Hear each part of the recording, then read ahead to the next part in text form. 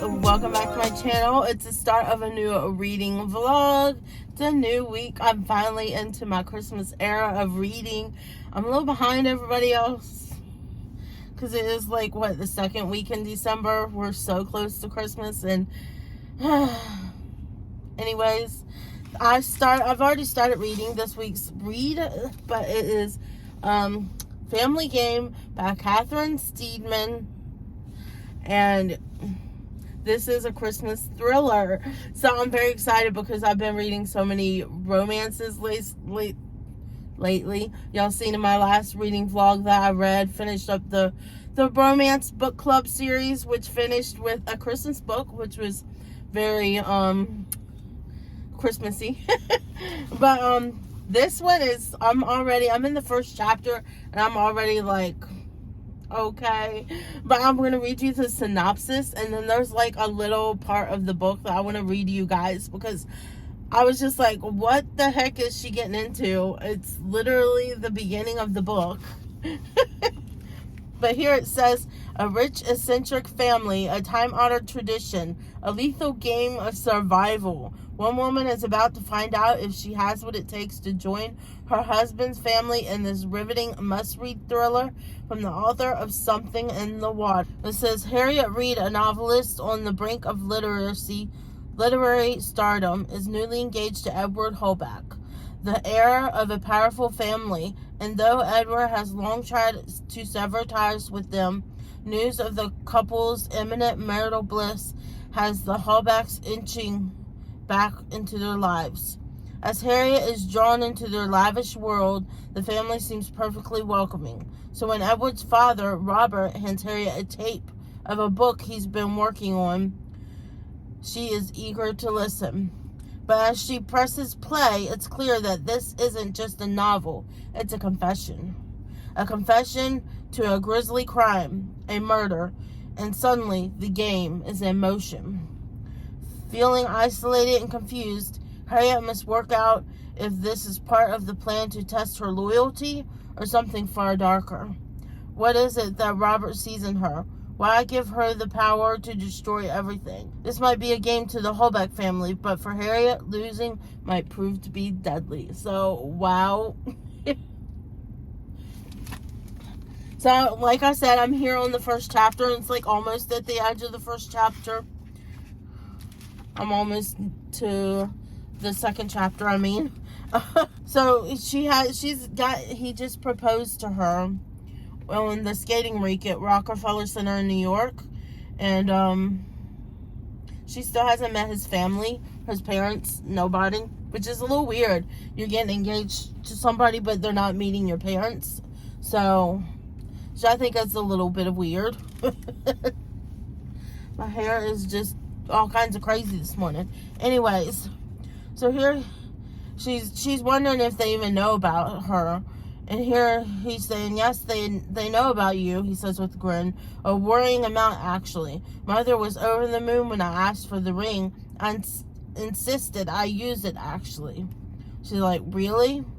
I asked, trying to meditate the surprise in my voice. It's not that I have a self-esteem issue, but it's slightly puzzling that a woman like Eleanor Holbeck would be insisting her firstborn child jump at the chance to marry an orphan from England.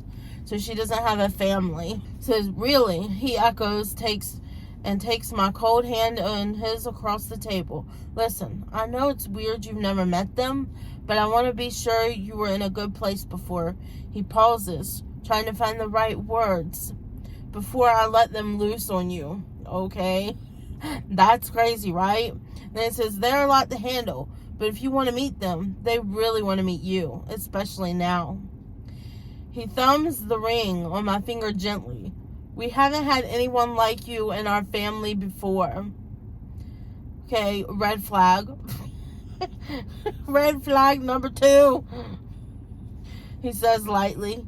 And the words imprint themselves in my mind. What does that mean? Someone like me. And God knows, we could do with fresh blood. What the heck? Red flag number 4. Why? And then she goes on to say, I feel my throat tighten at the thought of the type of person I actually am. But they can't know that. They can't know what happened to me on the edge of that road 20 years ago. I was alone. Y'all. I have a feeling this book's about ready to be crazy. I'm so excited to read it. And it takes place at Christmas time, and it's wintry. I can feel the cold coming off of it. I will definitely come back and give any updates as I see fit while I'm reading this, because I have a feeling there might be quite a few. I feel like I give the most updates on books is thrillers. When I'm reading thrillers, I give them the most updates because there's always something shocking going on. But that already has me very intrigued, and that's just the end of the first chapter. So I'm in it for the long haul on this one. I hope it turns out to be very twisty and really good. I cannot wait. So I'm going to keep on reading, and I'll come back with any updates I might have further. So, hi guys, I haven't given an update yet on this book. I'm still reading The Family Game. So she finally finished writing her book, and she was in the middle of writing a book, and she was kind of in a writer's block. She was having writer's block, and she tried to get an extension on her book, and pretty much her editor told her, no, we need the book in 2 weeks. So she had no choice but to pretty much lock herself away and try to finish the book in 2 weeks to send off to her editor. And she's already met the parents. His family's a little cuckoo bananas. This book is absolutely insane. I'm on page 150. It's chapter 22. As you can see, I'm about halfway. Close to halfway. So it's just been very mysterious. You don't know anything about his family. He didn't really told her anything about his family. And they seem very weird. Like, she got rookied. I thought I heard something. She got rookied into meeting his family. And she didn't even realize that they were asking her on Thanksgiving Day to come and meet them. So that was her first time meeting all her family, was on Thanksgiving Day. And it was not just... Oh, there was somebody. And it's not just her family, it's like the sister-in-laws and all the kids and everything. And then her soon-to-be father-in-law pulls her off to the side in the into his study or whatever, and he apparently has this book. It's supposed to be like a thriller book that he wants her to listen to. It's on a micro cassette tape, so he gives her that, wants her to listen to it. This is all before she finds out that her book has to be turned in 2 weeks. She finds that out literally right after he gives her the cassette and they leave. He says that it's a thriller book that he wants her to write, and he has it recorded on this mini cassette, and he gives it to her, and she leaves Thanksgiving dinner. She doesn't tell her fiance about it at all, which I'm blanking on his name right now. But she doesn't tell her fiance about it at all, and she keeps it in her pocket, hidden. But in the meantime, she can't stop thinking about it, what's on the tape, what's on the recording. So she's pretty much keeping it hidden. And then she's been like carrying it around with her, which probably not the smartest thing to do, because who knows what's on the tape. She's been kind of like carrying it around with her, and somebody else is driving by. So she's been kind of carrying it around with her, and she was on the subway one time, and somebody knocked into her, and she dropped the tape, came flying out. She went diving to catch it when she was in the subway, and because she's noticed ever since he gave her that tape, somebody's been following her around. So she thinks that he had somebody telling her to see, I don't know. So it makes her even more curious as to what's on the tape. Thank God. I thought somebody was going to park next to me. I was like, please don't park next to me, because I'm talking to... Oh no, I think he's coming back to park. No, he's parking down there. Good.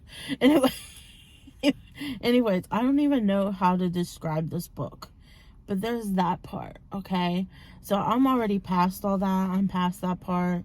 She turned in her book. She's already turned in her book to her editor. And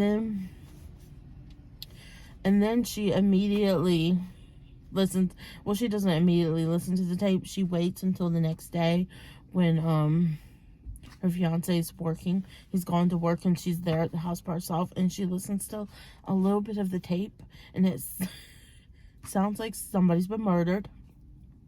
She thinks it's the nanny who used to take care of.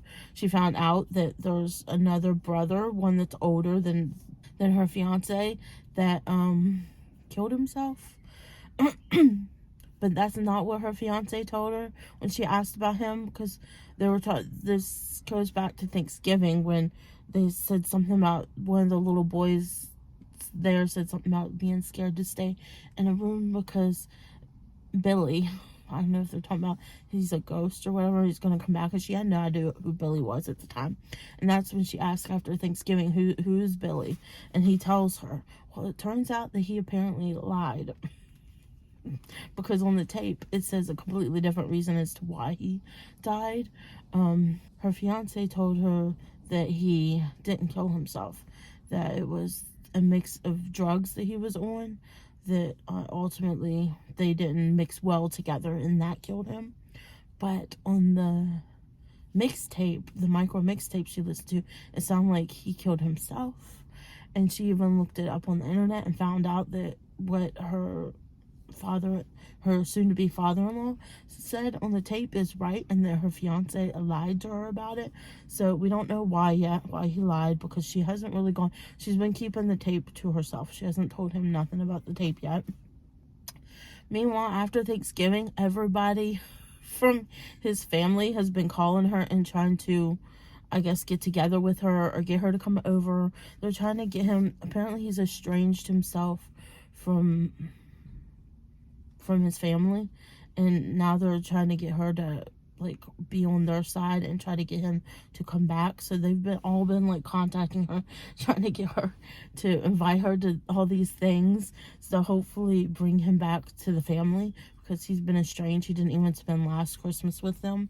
So they've all been trying to talk to her, and this was all while she was still trying to write the book, and she was telling them all, no, I need to finish writing. I have a strict due date, and they're not pushing it, so I have to stay in the house. She meets up with, I think Leela is her name. Hold on. Okay, they got inside their car. They're not gone yet, so it's still gonna look weird that I'm talking to the camera. But so like I said, this was all going on during Thanksgiving. After Thanksgiving, all of the families trying to contact her, and Lila, which is one of the brothers' wives, I believe, this car, it's a Kia. It had like a backup beep beep, but not really loud, like a very subtle beep. But anyways, now I feel comfortable. They're gone. Somebody else is coming. It never ends here at the school. But so Lila, she's one of the wives of one of his brothers. I can't remember which one. But Lila here is the only one who would agree to meet her after she had already turned in her, which is October 12th. She had to turn in her book October 11th. Oh, they just moved up here. Great. I'm going to have somebody looking at me now. I guess I'll update you guys later, because this person looks like they're here for the long haul. But let's do some reading together.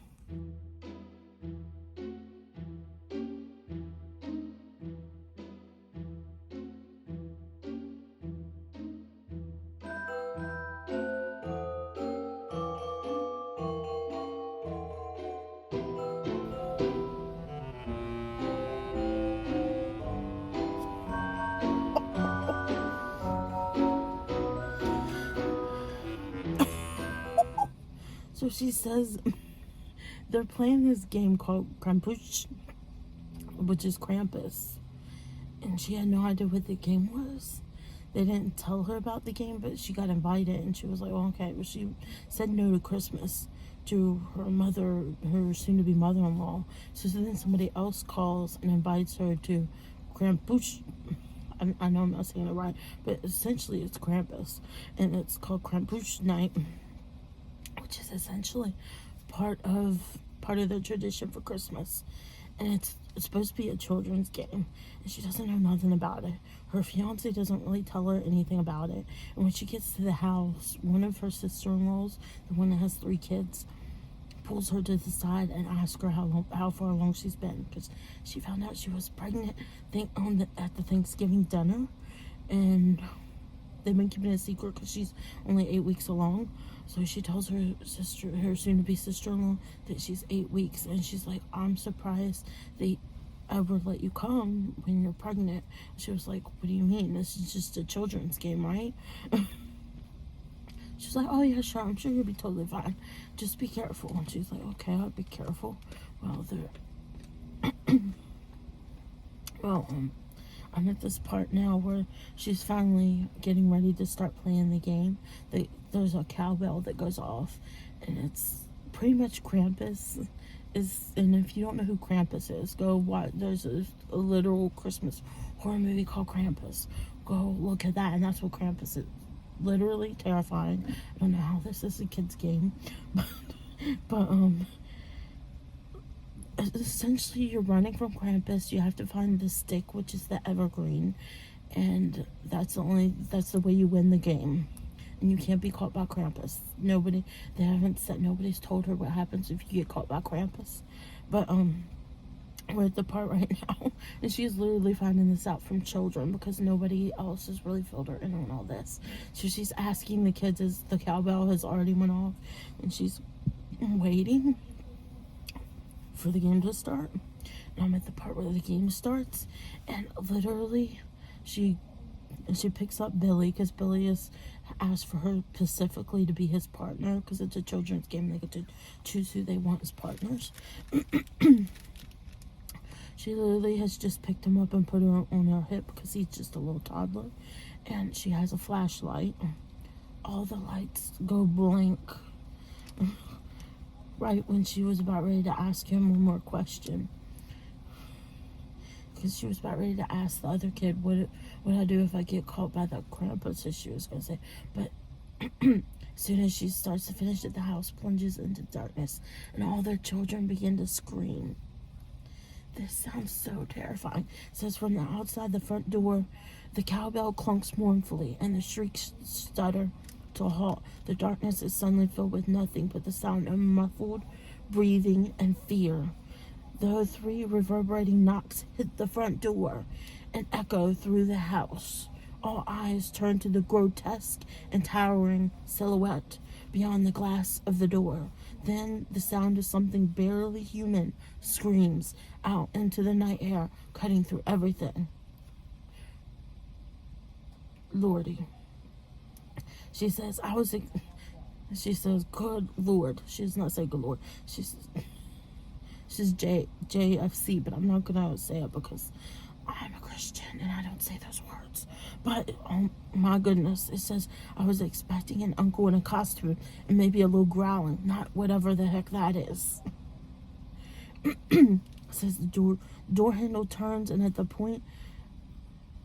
point the kids go absolutely berserk. Blood-curdling screams filling the house as panicked feet pound up the staircase and away, down hallways into the darkness of unseen rooms. It says only Billy and I remain in silence. It says Billy completely frozen on my hip as I gently try the handle back into the adult's room. I don't think I want to play anymore. Guys, scary. She's been locked out. No. The front door's opening.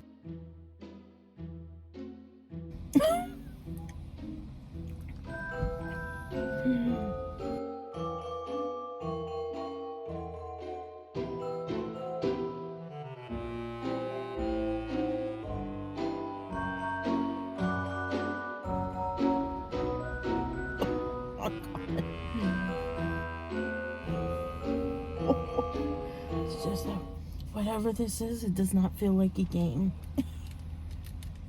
He sounds grotesque. So she describes it as, she says it stands 7 feet tall, even as it crouches under the frame of the front door, panting, wet animal breaths haloed in streetlight against the night sky. Its face, partly stripped of skin, is bleeding, its teeth jagged, yellowed, and slick with strung saliva. Its distorted face is part human, though its jaw is descending in pain, and around its neck a rusty, dented cowbell tonks with every movement. That's what she... No. That is when you leave.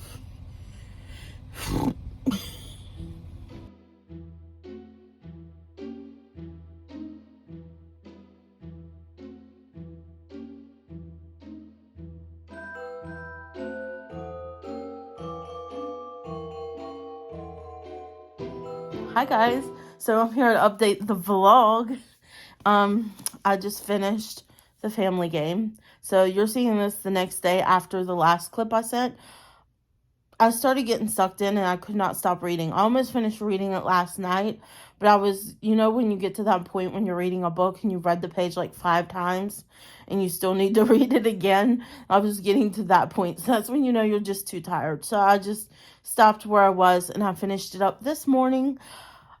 This book was so good. I feel like if you like Knives Out, that movie, it's kind of like along that sense. This family is insane.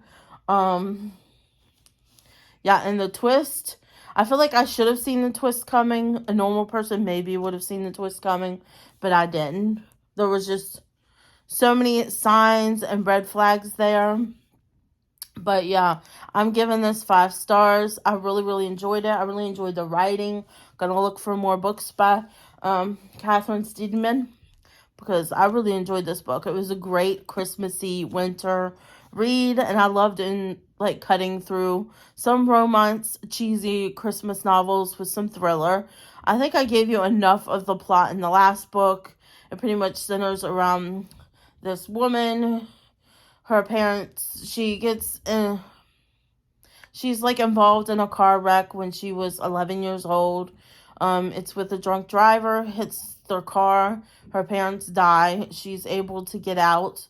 Her parents she realizes, are already dead when she gets out. And the guy, it seems like, that hit him, that she can tell he's drunk, he's still alive, but there's gas all over the road and it catches fire and it sets his car on fire and kills him too.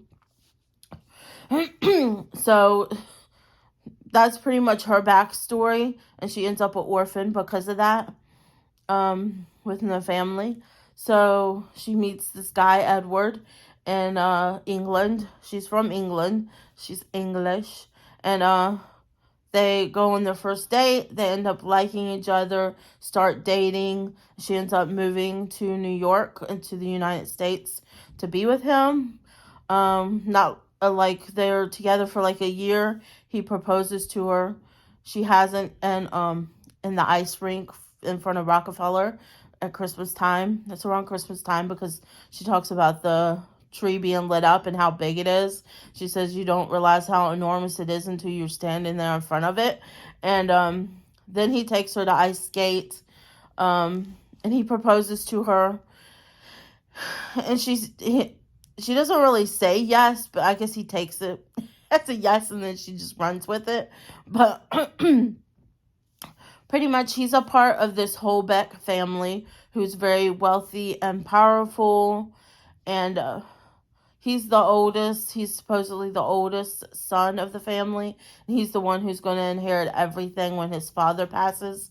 That's the sense you get in the beginning of it. And she still hasn't met his family, mind you. She got engaged to the guy and hasn't met the family. But she wants to meet the family. Eventually she does. But it's at Thanksgiving time of all places. They work her into, do they meet before then? I feel like they met before then. And then she comes back at Thanksgiving. But I thought the first time they met was at Thanksgiving. I can't remember. Can't remember that part. But I do remember that the first time that she meets the family, it turns out to be Thanksgiving. And she didn't know when she agreed to meeting the family then, because she was talking to one of his sisters or sister-in-laws. Because I think he only has brothers. I could be wrong though. Or maybe it was the mom that she was talking to. It's one of the family that she was talking to. And they rookied her into coming. And they make it seem like they want to get the family back together. That Edward has been estranged from the family for the past year. Since he's been with her. And they want him back in the family. And they want her to help them bring him back in the family. Bring the family back together. So she goes to Thanksgiving, not realizing that it's Thanksgiving, that she's going to be meeting the family for the first time. And turns out this family that she's getting into, they play some very strange games. There's this kid's game called Campus, which is, I think, German for Krampus. But, it's something that they play, you think she would know about because apparently they play it over in Europe. And it's a game where you have to find the evergreen, which is a stick. That's the only thing that can end the game, is you have to find the stick, which is called the evergreen, and then you shout out evergreen, and the whole game has to stop at that point. But, like, the way they describe the game and the way they have this creature that is chasing them that sounds like a freaking... It was scary. That part was scary when it was going through that part. It really, like, scared me.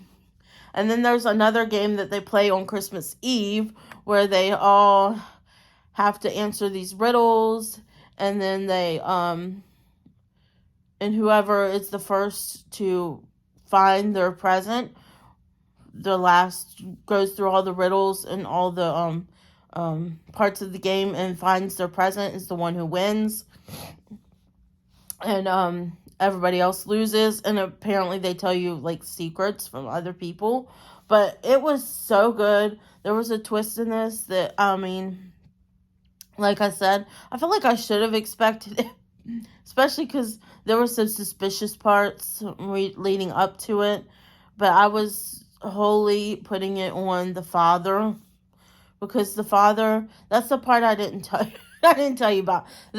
At Thanksgiving, Edward's father, Robert, his name is Robert, pulls her aside. What is her name? I can't remember her name at this moment.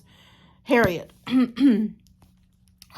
So Edward's father, Robert, pulls Harriet aside into his office or study or whatever and hands her a tape. And he says that there's a thriller novel on there that he's recorded for her and he wants her to listen to and write his book or whatever. She's very confused because this is like the first time she's meeting the family and he's telling her about all this. So when you're reading through the book, there's some parts of the book you're getting a little part of the story of what's on the tape that she's been listening to. And there's like a part 1, 2, 3. I don't think there's a 4. I could be wrong. I don't remember exactly. But and there's a side A and a side B. It's a micro cassette tape, and she has to find a cassette player that'll play it. So she has to go to like a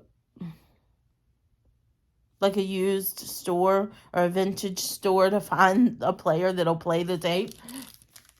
And let's just say what she finds on the tape is very interesting. And that's what starts the whole thing. She's trying to find out if what's on the tape is real and if it's real or if it's fiction. And who is the blame for everything. So this was really interesting. I really, really enjoyed it. I think if you like Knives Out, you like thrillers, you're going to like this one. It was really good, written good. It kept me engaged. It kept me wondering what was going to happen next. and at some parts I was gasping at some parts. Yeah, I really enjoyed this book. So, and it was a welcome thing to have after reading the romance book club series. It was like refreshing to read a thriller. Because I needed a break from romance after reading that entire series. I was starting to get a little worn out. So next thing I'm going to read is a novella. It's from Mary Kay Andrews, and it's called The Santa Suit. And I'm reading this one next mainly because it has 10 holds on it. So there's 10 people waiting in line to get this. So, yeah, I need to read this. So I need to read this so I can return it back to the library. And because it's a novella. It's extremely short. So maybe I'll be able to literally read this today and finish it. But I am reading that first. The next I'm going to go to Wrapped with a View. This one has 2 holds on it. And I got this one recently from the library. So it sounded like a really cute rom-com, Christmassy rom-com. Then after that, I'm planning to read my first cozy mystery, but I don't know if it's going to make it into this vlog. But I do want to, I got one like Christmas cozy mystery to try to read this season because I want to try out cozy mysteries. Everybody's really been getting into cozy mysteries this year, and I want to get into them too. So see if I like that genre. And I know everybody's reading Finley Donovan is killing it, and that's a cozy mystery. But I have this one. It's called A Cup of Holiday Fear. And how cute is that? I love the little, like, peppermint mocha with the skull and crossbones there. So I'm very curious about how this is. It's only 296 pages. It's pretty short, too. So I might be able to read all 3 of these. Who knows? Because they are all short. Even this one is pretty short. So we'll see. But we'll start out with this one from Mary Kay Andrews, and this is actually from the author that I DNF'd.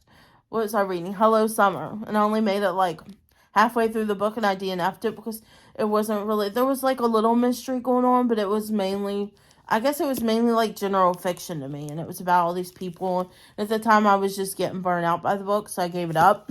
But hopefully this one, since it's a novella, it's smaller, I'll be able to stick it out. So we'll see. So this one says, "'Tis the season for holiday cheer and small-town secrets. When newly divorced Ivy Perkins buys an old farmhouse sight unseen, she is definitely looking for a change in her life. The farmhouse called the Four Roses is a labor of love, but Ivy didn't bargain for just how much labor it entailed. The previous family left so much furniture and junk that it's full-time job sorting through it all. At the top of a closet, Ivy finds an old Santa suit, beautifully made and decades old. In the pocket, there's a note written in a childish hand. It's from a little girl who had one Christmas wish, and that was for her father to return home from the war. This discovery sets Ivy off on a mission. Who wrote the note? Did the man ever come home? What mysteries did the Rose family hold? Ivy's quest draws her into the community at a time when all she wants is to be left alone to nurse her wounds. But the magic of Christmas makes miracles happen, and Ivy might find more than she ever thought possible. A welcoming town, a family reunited, and mystery solved, and a second chance at love." So that just sounds so good. Like a romance, a mystery, found family. What's not to love? And it's short, so I feel like I might really, really like this book. So it sounds really interesting to me, and I don't know. That's the whole reason why I put it on hold, why I got this one. So I'm going to go into reading this. I don't know if I'll get any reactions of me reading it because it's so short. So we'll see. But yeah, I'm going to start reading this, and then I'll update y'all, I guess, when it's finished.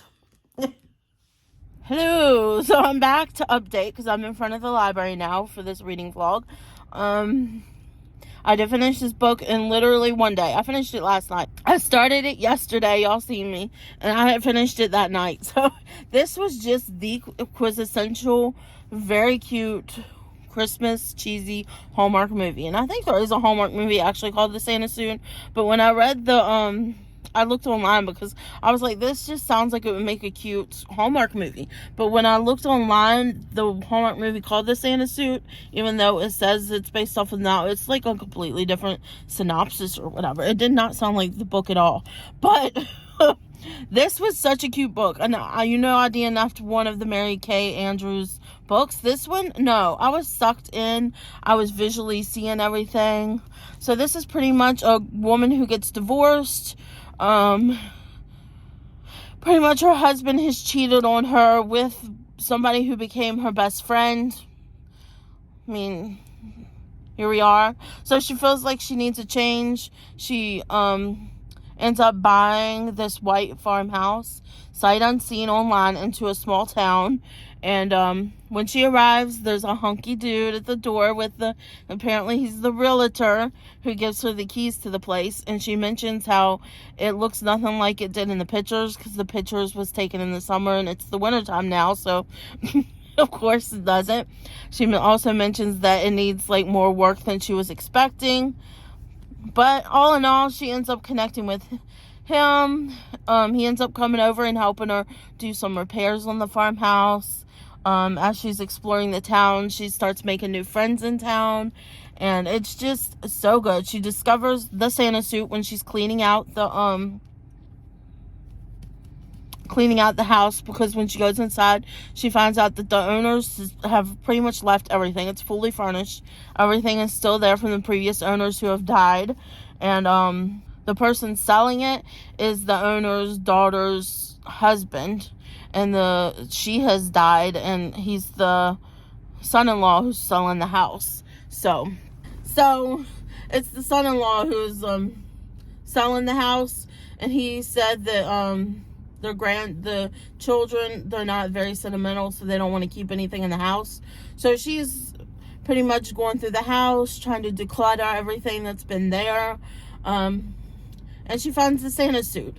And inside the Santa suit, she's looking at the Santa suit, and he's there. I think he's there. Yeah, he's there too. The hunky, realtor is there helping her, because he's volunteered to help her because he lives literally right down the road from her. So he's like helping her fix up the house, and she's going through like the closet and everything. She finds a box with the Santa suit in it, and they're talking about how it looks like a real Santa suit. It's a really nice one that looks like it could be a real one. In the pocket, she finds a letter from a little girl whose wish to Santa. It's a letter to Santa asking for him to bring her daddy home for Christmas. He's fighting in a war. I think it was the Vietnam War. And she was just wanting her daddy for Christmas. That was what she wanted for Christmas. So pretty much she goes on pursuit trying to find out who this little girl is, where she's at now, and if her dad ever came home for Christmas. So that's where it starts out at. And then she starts meeting people in town. She makes friends. She ends up making friends with somebody in town, and it's just like so cute. It's like a little town where everybody knows everyone, and I don't know, it's just so cute. It sucked me in. I kept reading until the end. I could visually in my mind, as I was reading, see everything. So I definitely do recommend this. It's just a short, cute book, something you could read in a day. But it gave me all the cheesy Christmas vibes. I was laughing, I was crying, I was feeling all warm and cozy. I even had goosebumps at one point when I was reading this. So I definitely recommend this. I really like this. I'm going to have to look at more Christmas books by her. Recommend it. I gave it 5 stars. It's also, the review is on my Instagram if y'all want to check that out. And I did move on to this one, which is Wrapped with a View. And I'm reading this right now. I'm not that far into it. I'm only on chapter 3. So I haven't had a chance to really read this yet, but this one just sounds really good. It says, As a successful film liaison, Alicia Rowe has her heart set on one thing and one thing only: putting our hometown of Piney Peaks back on the map.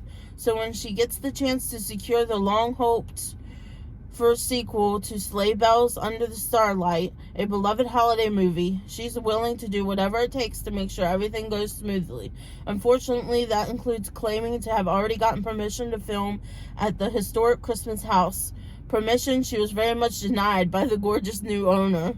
City boy Vest Hollins is only back in Piney Peaks long enough to sell the house he inherited from his great aunt. The holidays have always been tough for Vest, and it's not any easier when he's distracted by memories of a Christmas long, long ago and the irresistible charm of a neighbor, Alicia. He has no plans to put down roots or fall in love, even if Alicia unravels his hesitation like a bad Christmas sweater. There's no question the two are opposites in every way. Vest is undeniably frosty. Alicia is brimming with warmth. He doesn't do commitment. She never runs from a challenge. But as the two get closer, they quickly realize that the growing spark between them may be just what the season calls for. So this just sounds like a really cute rom-com, Christmas rom-com. I feel like this is going to be like a cheesy Hallmark movie too. Grumpy sunshine type of trope. And it is so funny already. From the beginning it was funny. She thought somebody was breaking into the house because she used to be really close with the person that owned it. So when she seen somebody in the middle of the night, she thought somebody was trying to break into the house. So she goes over there with just a candy cane from her parents' lawn to like try to take them down. And then when she goes to swing the candy cane at him, she completely misses him and hits herself with it instead in the leg. It's just so funny. And he's pretty much like, who are you and what are you doing in my house? It was so funny already. It starts out pretty funny. So far I'm enjoying it, but I'm only, like I said, only read 2 chapters. I'm getting ready to start the 3rd chapter. But yeah, I'll give you an update probably once I'm done. But yeah, I need to go into the library now, return these books, and pick up I think I have like 2 or 3 books that came from my holds list to pick up. More Christmas books. Y'all can look forward to probably seeing Christmas books through January too, because I really want to try to read all these books. They just all sound so good. There's just so many cute Christmas ones, and I feel like I'm still in the Christmas spirit in January. It's in February that I start not being in the holiday spirit anymore, and it's just like, next. So yeah, I'm gonna go ahead and go. I need to return these books, and then yeah, I'll check in with you guys once I've finished reading the book. Hi guys, I haven't came to update you guys at all for my reading vlog, and I'm gonna go ahead and end it here. I did finish Wrapped with a View. I really enjoyed it. That was one that I didn't pick up because of recommendations. I was in the library just getting my holds, and I seen it on the shelf. It looked cute, so I picked it up. I wouldn't recommend it if you don't like spicy books. There was a couple spicy scenes in it, and there was also a lot of like sexual innuendo and stuff in it, which I didn't care for. I did end up rating it 4 stars on my Goodreads, and it was really cute, but I would not recommend it or rate it or read it again. The next thing I ended up reading was A Cup of Holiday Fear, which is a cozy mystery. It takes place in Ashland, Oregon. It has to do with this bake shop, as you can see from the front of the cover. Sorry about the noise in the background. They're clearly redoing floors at the apartment above us. So it's been really loud here all day. That's why I haven't recorded this yet. But anyways, so Jules is the owner of the bake shop. I forget what the name of the bake shop is. But she's Tort. She's the owner of Tort, the bake shop. And so to celebrate for Christmas, she always takes them to a Winchester Inn, and they have a Dickens feast. But this year, during the feast, they lose power, and then somebody turns up dead. So, and they are like, it was going to be like the last year, and they haven't told everybody. It was going to be the last year at the Winchester Inn and the last Dickens Feast. They were selling it to somebody else who promised that they were going to keep it the same, but then they found out in the end that they were going to end up bulldozing everything and laying everybody off. And that's when they found that out after somebody showed up dead, and you're pretty much figuring out who did it. I did find out that this is a little slow in the beginning. Like, it was 100 pages or so before the person ended up dead and they got to the dinner and all that. But I did give it a 4 out of 5 stars on my Goodreads because I really enjoyed the book, especially once it got to like the person that died and them trying to figure it out. It was really, really good. I love the descriptions. The descriptions really they really made you feel like you were there with everybody. They described the people, the places, even the food. It was making me hungry the way they described the food and everything. So, so good. So I did really like this, and I would definitely check out more cozy mysteries in the future. Once again, sorry about the noise. But yeah, I give this 4 out of 5 stars. And that's going to be it for my reading vlog this week. Yeah, I hope you guys enjoyed this video. I'm not going to drag it out too much because of all the noise going on in the background. I'm so sorry about that.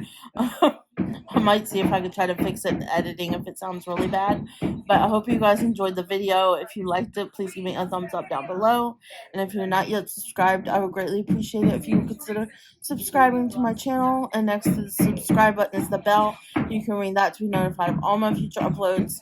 And I hope you guys are having a great day, night, weekend, whenever you're watching this. And I'll see you guys next time. Bye, guys.